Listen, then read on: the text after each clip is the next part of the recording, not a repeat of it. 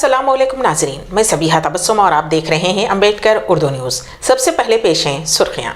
Assistant motor vehicle inspectors के BCE खातून ज़ुमरे की जायदादों के तकर्रात पर हुक्म इल्तिवा। कत्ल के बाद शौहर ने बीवी की नाश को जला दिया। हैदराबाद के पुराने शहर में दिल दहला देने वाला वाक़या। ज़ायरीन के हुजूम पर काबू करने के लिए हतीम में नवाफिल अदा करने के लिए औक़ात मुक़र्रर। और रियाद में अरब इस्लामी सरबराह इजलास का इफ्तिताह। गाज़ा में अब खबरों की तफसील। हाई कोर्ट ने तेलंगाना पब्लिक सर्विस कमीशन की जानिब से महकमे ट्रांसपोर्ट के तहत असिस्टेंट मोटर व्हीकल इंस्पेक्टर के तकर्रात में BCE ज़ुमरे के ख़वातीन के महफूज ज़ुमरे के तहत तकर्रात पर हुक्म इल्तिवा जारी करते हुए उसे मुक़दमे के ख़तई फ़ैसले का ताबे करार दिया। तेलंगाना हाई कोर्ट के जज जस्टिस P कार्तिक ने मुक़दमा नंबर 29302024 की समाअत करते हुए ये अहकाम जारी कर दिए और मुक़दमे की आइंदा समाअत 28 नवंबर को मुक़र्रर कर दी है। अलीना सुल्ताना नामी दरख्वास्त गुजार ने हाई कोर्ट में मुक़दमा दायर करते हुए तेलंगाना पब्लिक सर्विस कमीशन के सदर नशीन और सेक्रेटरी महकमे ट्रांसपोर्ट के प्रिंसिपल सेक्रेटरी और कमिश्नर ट्रांसपोर्ट को फ़रीक़ बनाया। दरख्वास्त गुजार की जानिब से विलाद मीर खातून एडवोकेट ने हाई कोर्ट में मौसर पैरवी की। विलाद मीर खातून एडवोकेट ने अदालत को बताया कि पब्लिक सर्विस कमीशन ने एलामिया नंबर 31/2022 जारी करते हुए असिस्टेंट मोटर व्हीकल इंस्पेक्टर्स की जायदादों पर तकर्रात का ऐलान किया था। उसके बाद हज़ारों उम्मीदवारों ने दरख्वास्तें दाखिल की और इम्तिहानात में शिरकत और कामयाबी के बाद टेक्निकल टेस्ट में भी कामयाब हुए। उसके बाद असनाद की तनक़ी और मेडिकल टेस्ट भी करवाया गया। तकर्रात के एलामिया में तहफ़्फ़ुज़ात की जो तफसीलात बताई गई थीं उसमें अक़लियती उम्मीदवारों को ख़वातीन के ज़ुमरे के तहत 3 जायदादें महफूज करार दी गई थीं, लेकिन जब तकर्रात अमल में लाए गए एक भी मुस्लिम खातून उम्मीदवार का तक़र्रुर नहीं किया गया। BCE ज़ुमरे के तहत ख़वातीन की 3 जायदादों में एक भी उम्मीदवार नहीं बुलाया गया। इस सिलसिले में सुप्रीम कोर्ट की 5 रुकनी आइनी बेंच की भी अहकाम मौजूद हैं कि किसी जायदादों पर तकर्रात के लिए एलामिया की इजराई के बाद दरमियान में तरीक़ेकार को तब्दील नहीं किया जा सकता। इसके बावजूद तेलंगाना पब्लिक सर्विस कमीशन की जानिब से असिस्टेंट मोटर व्हीकल इंस्पेक्टर्स की जायदादों पर तकर्रात के अमल को दरमियान में तब्दील करते हुए मुस्लिम ख़वातीन को महरूम कर दिया गया। आम तौर पर मोटर व्हीकल इंस्पेक्टर्स की जायदादों पर दरख्वास्तें दाखिल करने वाली मुस्लिम खातून उम्मीदवारों की तादाद बिल्कुल नहीं के बराबर होती हैं, क्योंकि मुस्लिम खातून उम्मीदवार को हेवी ड्राइविंग का भी लाइसेंस रखना ज़रूरी होता है। मज़कूरा एलामिया की इजराई के बाद दरख्वास्त गुजार अलीना सुल्ताना ने तमाम शराइत को पूरा करते हुए इम्तिहान में कामयाबी, टेक्निकल टेस्ट व इस्नाद की तनख़ी और मेडिकल टेस्ट में भी कामयाबी हासिल की। इसके बावजूद दरख्वास्त गुजार खातून को असिस्टेंट मोटर व्हीकल इंस्पेक्टर की जायदाद पर तक़र्रुर से महरूम कर दिया गया। उसके बाद दरख्वास्त गुजार पब्लिक सर्विस कमीशन से रुजू हुई और कोई मुस्बत रद्द-ए-अमल हासिल न होने पर अदालत से रुजू हुई।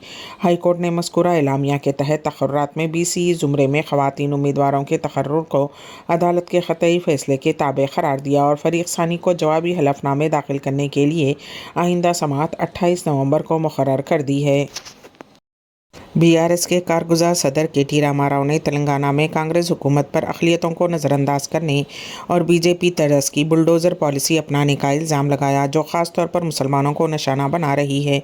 मौलाना अबुल कलाम आज़ाद की 136वीं सालगिरह के मौके पर पार्टी के दफ्तर तेलंगाना भवन में मुनक़्क़िद तक़रीब से खिताब करते हुए KTR ने कहा कि कांग्रेस ने रियासत में फ़िरक़ा वाराना हम आहंगी को नुकसान पहुँचाया है। उन्होंने कहा कि चीफ मिनिस्टर रेवंत रेड्डी अक़लियती तबक़े को हाशिए पर डाल रहे हैं और उनकी फलाह व बहबूद को नज़रअंदाज कर रहे हैं। KTR ने जनवरी से अक्टूबर 2024 तक होने वाले तकरीबन 25 वाक़यात की निशानदही की, जो अक़लियतों और उनकी जायदादों को निशाना बनाए जाने की अक्कासी करते हैं, जिनमें 23 जुलाई को मोइनाबाद में 200 साला ख़तीम क़ुतुब शाही मस्जिद की मसमारी शामिल हैं। BRS लीडर शेख अब्दुल्ला सुहेल ने इल्ज़ाम लगाया कि कांग्रेस हुकूमत के इक़्तिदार में आने के बाद से अक़लियती फ़लाही स्कीमात को रोका जा रहा है। उन्होंने कहा कि वज़ीर आला रेवंत रेड्डी ने अक़लियती क़यादत को नज़रअंदाज किया है और अक़लियतों के मसाइल के हल के लिए गुज़िश्ता 11 माह में एक भी इजलास मुनक़्क़िद नहीं किया।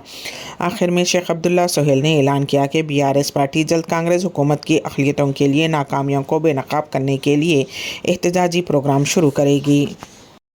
معروف نوجوان محقق صحافی و استاد doctor Muhammad Abdul Qavi assistant professor and chairman board of studies شعبہ اردو و director equal opportunities Telangana university کو تلنگانہ اسٹیٹ اردو اکیڈمی محکمہ اقلیتی بہبود حکومت تلنگانہ کی جانب سے 11 نومبر کو مولانا ابوالکلام آزاد کی یوم پیدائش کے ضمن میں منعقد شدنی یوم تعلیم و اقلیتی بہبود کے موقع پر ان کو تحقیق و تنقید کے زمرے میں گراں قدر نمایاں خدمات پر ڈاکٹر محی الدین قادری زور کارنامہ حیات ایوارڈ سے نوازا گیا۔ یہ ایوارڈ پیر کو 11 بجے دن رویندر بھارتی آڈیٹوریم حیدرآباد میں منعقد شدہ ایک پر اثر تقریب میں صدر ریاستی اردو اکیڈمی طاہر بن حمدان، چیئرمین اقلیتی کمیشن طارق انصاری اور عامر علی خان رکن قانون ساز کونسل کے ہاتھوں ڈاکٹر محمد عبدالقوی کو سال برائے 2023 کے تحت ڈاکٹر محی الدین قادری زور برائے تحقیق و تنقید کے زمرے میں گراں قدر خدمات پر کارنامہ حیات ایوارڈ دیا گیا۔ میں پوجا کے دوران ایک نوجوان ہارٹ اٹیک سے فوت ہو گیا۔ یہ واقعہ حیدرآباد کے کوکٹ پلی ہاؤسنگ بورڈ میں پیش آیا۔ پولیس کے مطابق سری ستیہ سائی ضلع کے قدری منڈل سے تعلق رکھنے والا وشنو وردھن 31 سال کے پی ایچ کالونی میں ایک ہاسٹل میں رہتے ہوئے خانگی ملازمت کیا کرتا تھا۔ پیر کی صبح وہ قریبی مندر میں پوجا کے لیے گیا ہوا تھا کہ پوجا کے دوران وہ پانی پینے کے لیے فلٹر کے پاس آیا اور اچانک گر پڑا اور اس نے آخری سانس لی۔ معلوم ہوا ہے کہ وشنو وردھن کو حال ہی میں صحت کے مسائل کے ساتھ وائرل بخار بھی ہوا تھا۔ حیدرآباد کے پرانے شہر میں شوہر نے بیوی کا بے دردی سے قتل کر دیا۔ فوری طور پر ملی اطلاعات کے مطابق بنڈلگوڑا ہاشم آباد کے فیاض قریشی 25 سالہ اور قمر بیگم 23 سالہ کی شادی چند سال قبل ہوئی تھی۔ شوہر کو اپنی بیوی قمر بیگم پر شک ہونے لگا اور وہ اکثر جھگڑا کرتا رہتا تھا۔ پیر کی رات ان دونوں کے درمیان اسی مسئلے پر جھگڑا ہوا، جس کے بعد برہم شوہر نے خنجر سے حملہ کرتے ہوئے اپنی بیوی کا قتل کر دیا اور اس کے بعد پیٹرول چھڑک کر نعش کو آگ لگا دی۔ پولیس نے اس سلسلے میں شوہر کے خلاف کیس درج کر لیا ہے۔ بالی ووڈ کے معروف اداکار شاہ رخ خان کو حال ہی میں دھمکی آمیز فون کال کیا گیا تھا۔ اطلاعات کے مطابق ایک شخص نے شاہ رخ خان سے 50 لاکھ روپے کا مطالبہ کرتے ہوئے انہیں سنگین نتائج کی دھمکیاں دی گئی تھیں۔ ممبئی پولیس نے اس معاملے کو سنجیدگی سے لیتے ہوئے فوری کارروائی کی اور دھمکی دینے والے شخص کے خلاف مقدمہ درج کیا۔ تفتیش کے بعد پولیس کو اس بات کا پتہ چلا کہ جس فون نمبر سے دھمکی دی گئی تھی وہ فون وکیل محمد فیضل خان کے نام سے رجسٹرڈ ہے۔ ممبئی پولیس ان کے مکان واقع رائے پور پہنچی اور انہیں حراست میں لے کر ممبئی منتقل کیا گیا۔ فیضل خان پیشے سے وکیل ہیں۔ انہوں نے بتایا کہ ان کا فون چوری ہو گیا اور انہوں نے اس بات کی شکایت پہلے ہی پولیس اسٹیشن میں درج کروائی ہے۔ پولیس اس معاملے کی جانچ کر رہی ہے۔ تاہم جس وکیل کے فون سے دھمکی دی گئی تھی انہیں حراست میں لے لیا گیا ہے۔ دوسری جانب کچھ دن پہلے بالی ووڈ کے ایک اور بڑے اسٹار سلمان خان کو بھی فون پر دھمکیاں موصول ہوئی تھیں۔ اطلاعات کے مطابق یہ دھمکیاں لارنس بشنوئی گینگ کی طرف سے دی گئیں، جو ماضی میں سلمان خان کو کالے ہرن کے شکار کیس میں نشانہ بناتا رہا ہے۔ بتایا جا رہا ہے کہ گینگ نے سلمان خان سے 5 کروڑ روپے کا مطالبہ کیا ہے، جس نے بالی ووڈ اور ان کے مداحوں میں خوف و ہراس کی لہر پیدا کر دی ہے۔ مہاراشٹر میں اسمبلی انتخابات کے لیے سیاسی جماعتوں کی جانب سے انتخابی مہم میں تیزی پیدا کر دی گئی ہے۔ اسی کے پیش نظر بالی ووڈ اداکار ریتیش دیشمکھ نے بھی اپنے بھائی کی حمایت میں انتخابی مہم شروع کر دی ہے۔ انہوں نے اپنے بھائی دھیرج دیشمکھ کے حق میں انتخابی مہم میں حصہ لیا۔ ان کے بھائی دھیرج کو کانگریس نے لاتور سے میدان میں اتارا ہے، جہاں ان کا مقابلہ بی جے پی کے رمیش کراٹ سے ہے۔ کانگریس کے حق میں انتخابی مہم کے دوران انہوں نے کہا کہ لوگ بی جے پی والے دعویٰ کرتے ہیں کہ ان کا مذہب خطرے میں ہے، لیکن حقیقت یہ ہے کہ ان کی پارٹی خطرے میں ہے۔ اتوار کی رات کو انتخابی جلسے سے خطاب کے دوران ریتیش دیشمکھ نے یہ بیان دیا۔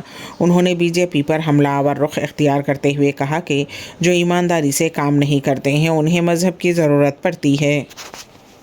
زائرین کے ہجوم پر قابو کرنے کے لیے حتیم میں نوافل ادا کرنے کے لیے اوقات مقرر۔ پیش ہے اس سلسلے میں ہمارے نمائندے کے واصف کی خصوصی رپورٹ۔ مکہ مکرمہ میں زائرین کے بڑھتے ہجوم کے پیش نظر ادارہ امور حرمین شریفین کی جانب سے حضرت اسماعیل علیہ السلام حتیم میں جانے کے ضوابط کا اعلان کر دیا گیا ہے۔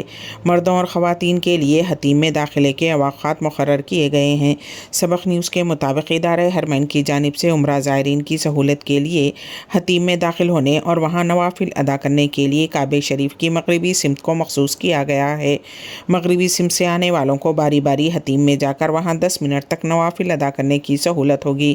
مردوں کے لیے صبح 8 بجے سے دوپہر 11 بجے تک کا وقت مقرر ہے، جبکہ زائر خواتین کے لیے حتیم میں داخل ہونے کا وقت رات 8 بجے سے نصف شب کے بعد 2 بجے تک مقرر ہے۔ اس دوران خواتین حتیم میں داخل ہو کر آرام سے نوافل پڑھ سکیں گی۔ واضح رہے کہ حتیم، جسے حجر اسماعیل بھی کہا جاتا ہے، یہ مقام خانہ کعبہ کی شمالی مغربی دیوار سے متصل 3 میٹر چوڑا بیضوی شکل میں ہے۔ علماء کرام کا اس بات پر اجماع ہے کہ حتیم خانہ کعبہ سے جدا نہیں بلکہ یہ اسی کا حصہ ہے۔ اسی وجہ سے طواف کے وقت حتیم سے نہیں گزرا جاتا بلکہ اس کے باہر سے طواف کا چکر لیا جاتا ہے۔ کئی احادیث سے ثابت ہے کہ اس مقام پر نماز ادا کرنے کی فضیلت خانہ کعبہ کے اندر نماز پڑھنے جیسی ہے۔ واضح رہے کہ زائرین کی بڑی تعداد کی وجہ سے ان کی کوشش ہوتی ہے کہ وہ حتیم میں نوافل ادا کریں۔ انتظامیہ کی جانب سے زائرین کی سہولت کے لیے اوقات اور وہاں جانے کا دورانیہ متعین کر دیا گیا ہے تاکہ زیادہ سے زیادہ زائرین مستفید ہو سکیں۔ سعودی عرب کے ولی عہد اور وزیر اعظم محمد بن سلمان نے غزہ اور لبنان پر جاری اسرائیلی جارحیت کی شدید مذمت کی اور سعودی عرب کی جانب سے مکمل رد عمل کا اظہار کیا۔ پیر کو ریاض میں منعقد شدنی غیر معمولی عرب اسلامک سربراہ اجلاس کا افتتاح کرتے ہوئے ولی عہد نے عالمی برادری سے مطالبہ کیا ہے کہ وہ اسرائیل کو ایران کی خود مختاری کا احترام کرنے پر مجبور کرے۔ انہوں نے سعودی عرب کے اس موقف کو دہرایا کہ ایرانی سرزمین پر کسی بھی اسرائیلی حملے کو رد کیا جائے گا۔ ولی عہد نے فلسطینی اتھارٹی کے کردار کو محدود کرنے اور غزہ میں انسانی ہمدردی کی تنظیموں کے کام کو روکنے کی شدید مذمت کی۔ انہوں نے اسرائیل کی جانب سے غزہ میں کیے جانے والے جرائم اور اقوام متحدہ کی امدادی ایجنسی کو فلسطینی علاقوں میں امدادی کام سے روکنے کی بھی مذمت کی۔ ہم اس بات کی تصدیق کرتے ہیں کہ معصوم لوگوں کے خلاف اسرائیل کے جرائم، مسجد اقصیٰ کی بے حرمتی اور فلسطینی اتھارٹی کے اہم کردار کو محدود کرنے کی کوششیں فلسطینی عوام کے حقوق اور خطے میں امن کی کوششوں کو نقصان پہنچائیں گی۔ انہوں نے اس بات پر زور دیا کہ فلسطین کو اقوام متحدہ کی مکمل رکنیت ملنی چاہیے اور سعودی عرب نے 2 ریاستی حل کے لیے عالمی مہم شروع کی ہے۔ محمد بن سلمان نے کہا کہ یہ اجلاس اسرائیل کے فلسطین اور لبنان پر جاری حملوں کے دوران منعقد کیا جا رہا ہے۔ ہم اپنے فلسطینی اور لبنانی بھائیوں کے ساتھ کھڑے ہیں اور لبنان کی خود مختاری کی خلاف ورزی اور اس کے امن کو خطرے میں ڈالنے کی مذمت کرتے ہیں۔ خطاب کے آغاز میں ولی عہد نے خادم حرمین شریفین شاہ سلمان کی جانب سے شرکاء کا خیر مقدم کیا۔ ولی عہد کے خطاب کے بعد اجلاس میں شریک ممالک کے سربراہان نے اپنے خیالات کا اظہار کیا۔ اس غیر معمولی عرب اسلامی اجلاس میں عرب اور اسلامی ممالک کے قائدین شامل ہیں، جن میں فلسطینی صدر محمود عباس، اردن کے شاہ عبداللہ دوم، ترک صدر رجب طیب اردگان، مصری صدر عبد الفتاح السیسی، لبنانی وزیر اعظم نجیب میقاتی، شام کے صدر بشار الاسد، عراقی وزیر اعظم محمد شیع السودانی، قطر کے امیر شیخ تمیم بن احمد حمد الثانی، ایران کے نائب صدر محمد رضا عارف اور دیگر نمایاں قائدین شامل ہیں۔ اردو نیوز کے اختتام سے قبل دوبارہ سرخیوں پر ایک نظر۔ اسسٹنٹ موٹر وہیکل انسپکٹرز کے BCE خاتون زمرے کی جائیدادوں کے تقررات پر حکم التوا۔ قتل کے بعد شوہر نے بیوی کی نعش کو جلا دیا، حیدرآباد کے پرانے شہر میں دل دہلا دینے والا واقعہ۔ زائرین کے ہجوم پر قابو کرنے کے لیے حتیم میں نوافل ادا کرنے کے لیے اوقات مقرر، اور ریاض میں عرب اسلامی سربراہ اجلاس کا افتتاح۔ غزہ میں اسی کے ساتھ ہی امبیڈکر اردو نیوز یہیں پر اختتام پذیر ہوتی ہیں، تو دیجیے گا سبیہ تبسم کو اجازت۔ اللہ حافظ۔